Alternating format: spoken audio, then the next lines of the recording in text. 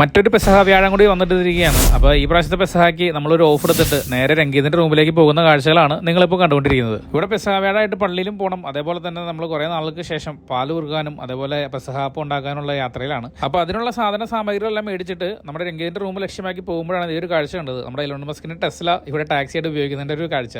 അങ്ങനെ സാധനങ്ങളൊക്കെ മേടിച്ചിട്ട് അവന്മാരുടെ റൂം ലക്ഷ്യമാക്കി നടന്നുകൊണ്ടിരിക്കുകയാണ്. 11ാമത്തെ നിലയിലാണ് അവരുടെ റൂം. അങ്ങനെ ലിഫ്റ്റിൽ കയറി നേരെ അവരുടെ ഫ്ലാറ്റിലെത്തി. അപ്പോൾ നൈറ്റ് ഷീറ്റും കഴിഞ്ഞ് വന്ന നമ്മുടെ ചെക്കന്മാർ കാലത്തിൻ്റെ ബ്രേക്ക്ഫാസ്റ്റ് ഉണ്ടാക്കണതിൻ്റെ തിരക്കിലായിരുന്നു. അപ്പോൾ ഞാനൊട്ടും സമയം കളഞ്ഞില്ല. നേരത്തെ തന്നെ അമ്മച്ചിനെ വിളിച്ച് വെച്ചിട്ട് ഈ സംഭവം എങ്ങനെ ഉണ്ടാക്കണം എന്നുള്ള കാര്യങ്ങളൊക്കെ നമ്മൾ നേരത്തെ അറിഞ്ഞു വെച്ചിട്ടുണ്ടായിരുന്നു. പല സ്ഥലത്തും പല രീതിയിലുണ്ടോ ഈ പെസഹാപ്പം ഉണ്ടാക്കുന്നത്. അപ്പോൾ നമ്മൾ ചുട്ടെടുക്കുന്ന രീതിയിലുള്ള ഒരു പെസഹാപ്പാണ് ഇവിടെ ഉണ്ടാക്കിയത്. അപ്പോൾ നമ്മൾ ആദ്യം കുറച്ച് തേങ്ങ വറുത്തെടുത്തു, അതേപോലെ തന്നെ അതേ എണ്ണയിൽ കുറച്ച് ചെറിയ ഉള്ളിയും വറുത്തെടുത്തു.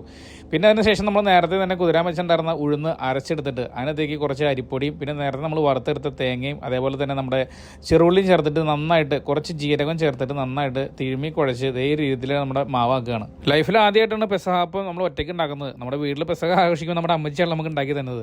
അപ്പോൾ നമ്മൾ ആദ്യത്തെ അപ്പം നമ്മളങ്ങനെ ചുട്ടിരിക്കുകയാണ്. കഴിഞ്ഞ ഓശാന ഞായറാഴ്ച നമുക്ക് കിട്ടിയ ഒരു ഓല നമ്മളതിനകത്ത് ഒരു ചെറിയൊരു കുരിശുണ്ടാക്കി വെച്ചിട്ടുണ്ട്. അപ്പോൾ നമ്മളങ്ങനെ നമ്മുടെ ആദ്യത്തെ അപ്പം ചുട്ട് എടുത്തിരിക്കുകയാണ്. അതിനുശേഷം നമ്മൾ നേരെ പാൽ കുറുക്കാനുള്ള ഒരു തയ്യാറെടുപ്പിലാണ്. അപ്പോൾ പാൽ കുറുക്കാനായിട്ട് നമ്മളൊരു പാത്രത്തിൽ കുറച്ച് ശർക്കര ഉരുക്കാൻ വേണ്ടി വെച്ചിട്ടുണ്ട്. ശർക്കര ഉരുക്കി പാനിയൊക്കെ ഈ ഒരു അവസ്ഥയിലേക്ക് എത്തുമ്പോൾ കുറച്ച് അരിപ്പൊടി ഇട്ട് കൊടുക്കുക, നന്നായിട്ട് ഇളക്കുക. പിന്നെ നേരത്തെ പ്രിപ്പയർ വെച്ചിട്ടുണ്ടായിരുന്ന തേങ്ങാപ്പാലിൽ 2ാം പാൽ ഒഴിച്ച് നന്നായിട്ട് ഇളക്കി കൊടുക്കുക, അടി പിടിക്കാണ്ട്. അത്യാവശ്യം നല്ലൊരു തിക്നെസ് ആകുമ്പോഴേക്കും നമ്മൾ 1ാം പാലും ചേർത്ത് കൊടുത്ത് പിന്നെ കുറച്ച് ഏലക്കപ്പൊടിയും ചേർത്തിട്ട് സംഭവം നേരെ വാങ്ങി വെക്കാം കേട്ടോ. അപ്പോൾ അത്രേ ഉള്ളൂ നമ്മുടെ പെസഹ പാലിൻ്റെ പരിപാടി എന്ന് പറയുന്നത്. നമ്മളിനി പള്ളിയിൽ പോയി വന്നതിന് ശേഷമാണ് പാലൊക്കെ കഴിക്കുന്നത്. അപ്പോൾ നമുക്ക് ഫുഡ് കഴിക്കാൻ വേണ്ടിയിട്ട് നമ്മൾ നോയമ്പായതുകൊണ്ട് പനീർ കൊണ്ട് വേറൊരു സംഭവം ഉണ്ടാക്കിയിട്ടുണ്ടായിരുന്നു. അങ്ങനെ ഫുഡൊക്കെ കഴിച്ച് പള്ളിയിൽ പോയി നിൽക്കുമ്പോഴാണ് രംഗീത് പറഞ്ഞാൽ അവനും വേണ്ടത്. അപ്പോൾ അങ്ങനെയാണെങ്കിൽ നമുക്ക് സൈക്കിളോട്ടി വന്നും പറഞ്ഞ് സൈക്കിളോട്ടിയിട്ടാണ് നമ്മൾ 7 കിലോമീറ്റർ അപ്പുറത്തുള്ള പള്ളിയിലേക്ക് പോയത്. അപ്പോൾ അതിൻ്റെ ഒരു കഥ പുറകെ വരുന്നുണ്ട്. അത് അടുത്ത സ്റ്റോറിയിൽ കാണാം.